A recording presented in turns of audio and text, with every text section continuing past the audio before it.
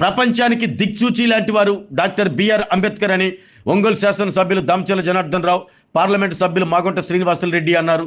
నగరంలోని చిన్న మల్లేశ్వరి కాలనీలో డాక్టర్ బిఆర్ అంబేద్కర్ భవనం 10 అడుగుల అంబేద్కర్ విగ్రహాన్ని ఆవిష్కరించి అనంతరం జరిగిన సభలో వారు మాట్లాడుతూ, బడుగు బలహీన వర్గాల వారికే కాకుండా అన్ని వర్గాల ప్రజలకు రాజ్యాంగం అందించిన ఘనత డాక్టర్ బిఆర్ అంబేద్కర్ దని, హిందూ కోడ్ బిల్లుకు వ్యతిరేకంగా ప్రతిపాదించినందుకు నిరసనగా ఆయన న్యాయశాఖ మంత్రి పదవికి రాజీనామా చేశారంటూ గుర్తు చేశారు. స్థానిక నాయకులు 20 లక్షల రూపాయల వ్యయంతో అంబేద్కర్ గ్రంథాలయంతో పాటు విగ్రహాన్ని నిర్మించడం ఎంతో శుభపరిణామమన్నారు.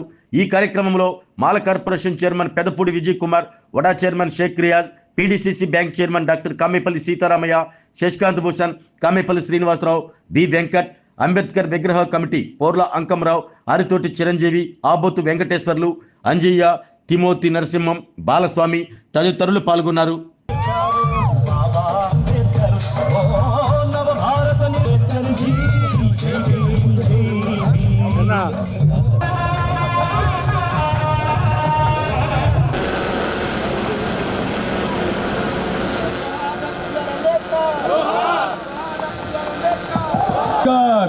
जोहार डॉक्टर बी आर अम्बेडकर, जोहार डॉक्टर बी आर अम्बेडकर, जोहार डॉक्टर बी आर अम्बेडकर, जोहार डॉक्टर बी आर अम्बेडकर. అదే విధంగా శ్రీ పెదపూడి స్వామి గారు, శ్రీ తేలపల్లి మెమోంటో ఇచ్చి సత్కరిస్తారు. పెదపూడి విజయ్ కుమార్ సార్ గారికి,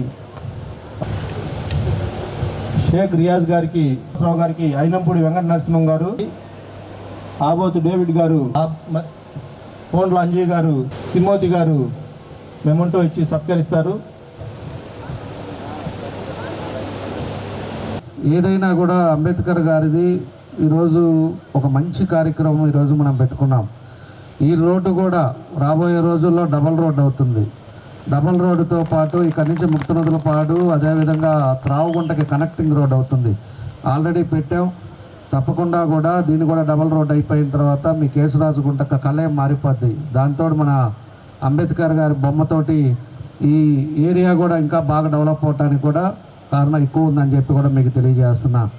చాలా ఇబ్బందులు పడ్డాడు ఆ రోజుల్లో, అంటరాంతనాన్ని అని చెప్పేసి ఆయన్ని చాలా ఇబ్బందులు పెట్టారు. అయినా కూడా ఆయన చదువు ఒకటే దానికి మూలం అని చెప్పి బాగా చదువుకొని బయట దేశాలకు వెళ్ళి బాగా చదివి ఆయన ఒక మేధావిగా ఈ రోజుకి 78 సంవత్సరాలు అవుతున్నా, అప్పుడు ఆయన ఎన్నో కులాలు ఉండే మన భారతదేశంలో ఎప్పుడు ఎవరికి ఏం చేస్తే బాగుంటుంది, ఏ విధంగా మన దేశాన్ని అభివృద్ధి అవ్వాలంటే ఎట్లా చేస్తే బాగుంటుంది అనేది ఆ రోజుల్లోనే ఆయన రాజ్యాంగాన్ని సృష్టించారు. గవర్నమెంట్ వచ్చినా మీకు అన్నిటి కూడా పథకాలు కానీ ఏమైనా వస్తున్నాయంటే ఆయన చేసిన రాజ్యాంగం అని చెప్పి కూడా మీకు తెలియజేస్తున్నా. ఈరోజు ఎస్సీ కాలనీల్లో కానీ ఎక్కడైనా కూడా పక్క గృహాలు, సిమెంట్ రోడ్లు, అదేవిధంగా ఎన్నో కార్యక్రమాలు కూడా జరుగుతున్నాయంటే ఆ రోజుల్లో అంబేద్కర్ గారి రాజ్యాంగంలో దానికి సంబంధించిన నిధులతోటి ఈరోజు ఇవన్నీ కూడా కార్యక్రమాలు జరుగుతున్నాయని చెప్పి కూడా మీకు తెలియజేస్తా ఉన్నా.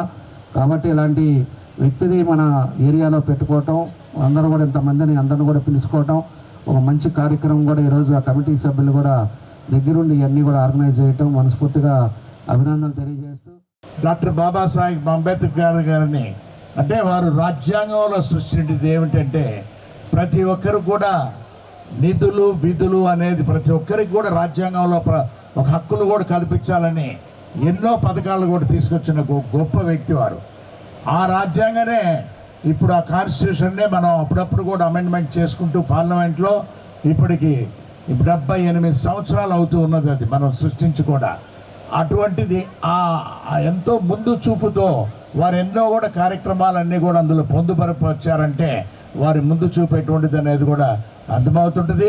వారి జీవితం అనేది భక్తులందరూ కూడా చెప్పారు, చాలా కష్టపడి పైకి వచ్చిన వ్యక్తి వారు. ఒక టైంలో చూసుకుంటే బరోడా మహారాజు గారు ఆయన్ని ప్రోత్సహించి లండన్కు పంపించి చదువు చెప్పించిన కాలంలో అయితే ఇంకా అందులో ఆయనలో ఒక స్పార్క్ అనేది ప్రతి ఒక్కరు కూడా ఆయన ఒక ఉత్తమమైన ఒక మహోన్నతమైన ఒక వ్యక్తిగా కూడా రాబోయే రోజుల్లో ఎక్కువ కీర్తి ప్రతిష్టలు వస్తాయనేది ఆలోచించిన తర్వాతే అందరూ ప్రోత్సహించారు. ఆ విధంగా నిరూపణ చేశారు. కాబట్టి భారతదేశంలో ఎవరికీ లేని విధంగా విగ్రహాలు అనేది ఏంటంటే ఒక్క డాక్టర్ బిఆర్ అంబేద్కర్ గారికి. బాబాసాహెబ్ అంబేద్కర్ నిస్సంకోచంగా నిష్పక్షపాతంగా ఒక జాతీయ నాయకులు, జాతీయవాద భావాలు ఉన్నటువంటి వ్యక్తి. వారి చరిత్రని వారు జాతీయోద్యమ సమయం నుంచి వారు చనిపోయేంత వరకు వారు చేసినటువంటి రచనలను కానీ వారు చేసిన ఉద్యమాలను కానీ మనం చూస్తే వారి యొక్క భావజాలం, దేశం మీద వారికి ఉన్నటువంటి ప్రేమ, ఆప్యాయత, ఈ సమాజంలో ఉన్నటువంటి కుళ్ళుని కడిగేయాలి, సమాజాన్ని ఇక్కడ ఉన్నటువంటి సమస్యల్ని పరిష్కరించాలి, ప్రజలు ఎదుర్కొన్నటువంటి సమస్యల్ని రూపుమాపి ఒక న్యాయబద్ధమైనటువంటి సమాజాన్ని, సమానత్వంతో కూడినటువంటి సమాజాన్ని, స్వేచ్ఛతో కూడినటువంటి సమాజాన్ని నిర్మించడానికి వారు పాటుపడ్డారు. ఆరోగ్యమే మహాభాగ్యం అంటారు, కానీ ఆరోగ్యాన్ని నమ్మకంగా కాపాడే స్థానం ఎక్కడ? ఇది ఒంగోలులో మీకు దగ్గరగా మన Venkataramana nursing home private limited. Caring your life 54 ఏళ్ల విశ్వాసంతో ఇది ఒక హాస్పిటల్ కాదు, ఇది ఒక విశ్వాసం. 3 తరాలుగా వేలాది కుటుంబాలను ఆరోగ్యంగా నిలిపిన ఆదరణ. మా నిపుణుల వైద్య బృందం మా దగ్గర అనుభవం కలిగిన బృందంలో అందించే సేవలు neuro surgery, general medicine, diabetes, pulmonologist, general surgery, ophthalmology, urology, orthopaedic, ENT, paediatrics, dental surgery, anaesthesiology, gynaecology, cardiology, emergency మరియు క్రిటికల్ కేర్.